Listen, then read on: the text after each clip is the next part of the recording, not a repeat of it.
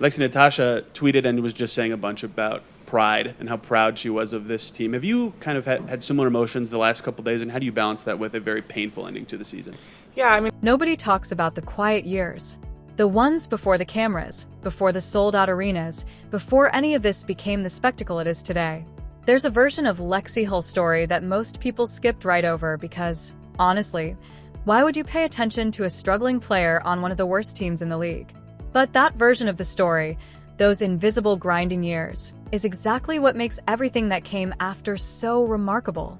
Because what Hull went through before Caitlin Clark ever set foot in Indiana is the only reason you can truly appreciate what she's become now. So let's go back, way back, to 2022, when Lexie Hull got drafted 6th overall by the Indiana Fever. 6th overall, top 10 pick, Stanford graduate, 3-time All-Pac-12, national champion. On paper, this woman had every single credential you could want walking into a professional career.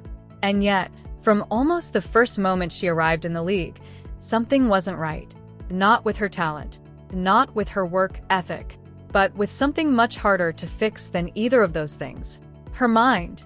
The Fever in those early years were not a basketball team, so much as they were a lesson in what organizational dysfunction looks like up close. Losing season after losing season. No playoffs, no margin, no cushion. Just a young player every night going out onto the floor and feeling like every single decision she made could be her last. Hull has talked about this in a way that very few professional athletes are ever brave enough to talk about anything. She described those years as a time when shooting the ball felt less like basketball and more like a gamble with her livelihood. If it doesn't go in, maybe I'm on the bench tomorrow. Maybe I'm getting cut next week.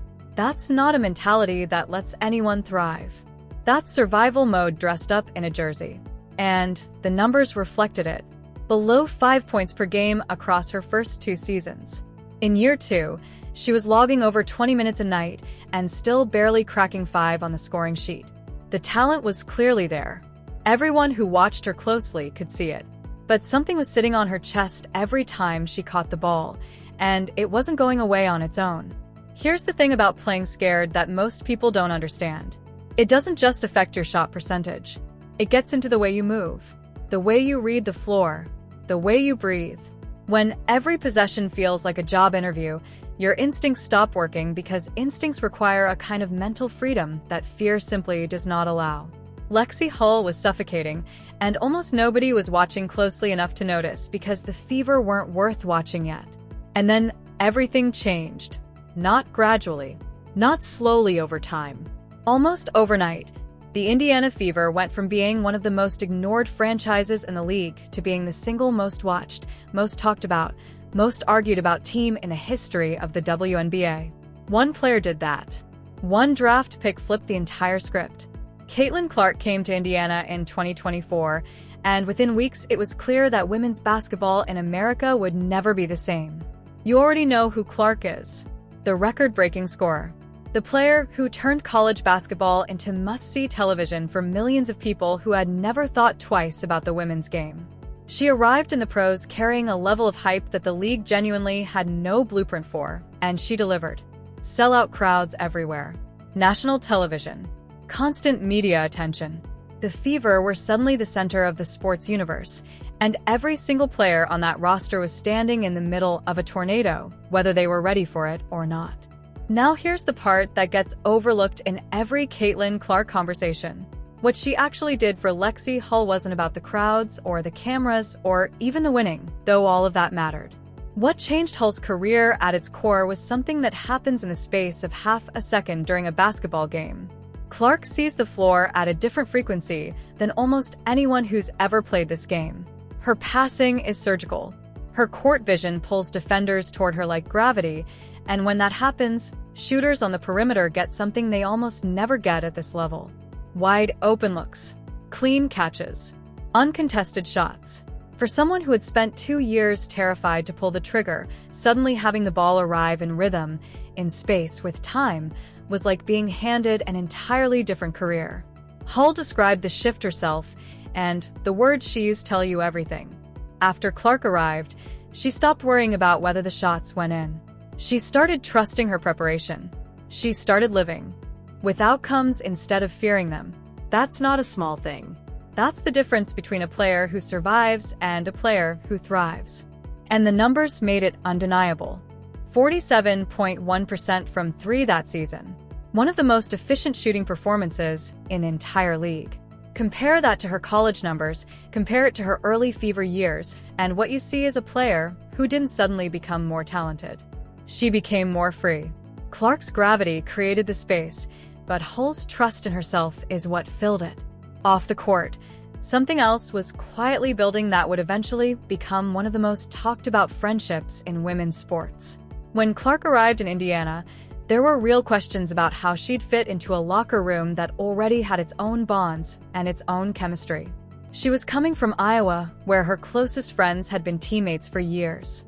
Walking into a new building as the most hyped player in league history doesn't exactly make it easy to just blend in. But she and Hull found each other almost immediately, and what started as a professional relationship between teammates turned into something that clearly runs much deeper than basketball. By the end of that first season together, they were spending time in Indianapolis off the court, doing ridiculous TikToks together, testing drinks, and laughing like they'd grown up down the street from each other. They took a vacation to Mexico together during the Olympic break. The kind of trip you take with people you actually want to be around, not just people you happen to work with.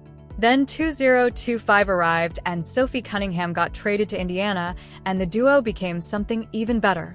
The three of them, Clark, Hull, and Cunningham, started calling themselves the Trace Leches, and the content they put out together became some of the most genuinely entertaining stuff the league had ever produced. Hull and Cunningham showed up as Clark's caddies at an LPGA Pro-Am. They went back and forth on social media constantly. When Clark posted Fever Media Day photos with "We are so back" as the caption, Hull publicly roasted her about needing some sun, and it was so perfectly timed and so clearly coming from a real friendship that fans absolutely lost their minds over it. This is what the WNBA had been missing. Not just great basketball, but real personalities. Real relationships that people at home could actually feel through a screen. And Hull confirmed that Clark will be at her wedding, which tells you everything about where that friendship actually stands. Hull got engaged to former Pittsburgh Pirates player Will Matson in April of 2025. They met at Stanford. He eventually made it to pro baseball, got derailed by injuries, and then relocated his entire life to Indianapolis to be with her. That detail alone says a lot about the kind of life Hull has built outside of basketball and why Indiana feels like home in a way that goes beyond just a team. But here's where the story stops being warm and comfortable and starts getting real. Because for all the joy and growth and friendship that came with Caitlin Clark's arrival, Hull chose to publicly address the part of this experience that most players in her position would have quietly ignored. She said it outright in a major feature piece. There is jealousy directed at the Fever. Real jealousy. Not just extra competitive energy from opposing teams, but genuine resentment over the media coverage, the fan attention, the visibility that Clark brings everywhere Indiana goes. And Hull went further than just naming the feeling. She revealed that the Fever have actually heard what goes on in other locker rooms. Other players and teams have said out loud that they simply cannot let Indiana win. That the Fever must be stopped. Not because of any rivalry built over years of competition, but because of what their success would mean in a landscape that a lot of people feel was disrupted in ways they didn't sign up for. Sitting with that for a moment is important. Because what Hull is describing is a team that goes into every single game carrying the weight of being the most resented franchise in the league, while also dealing with the pressure of being the most watched. That is an enormous amount of noise to play through every night. And yet her response to all of it is what separates her from almost everyone else in this conversation. She didn't complain about it. She didn't ask for sympathy.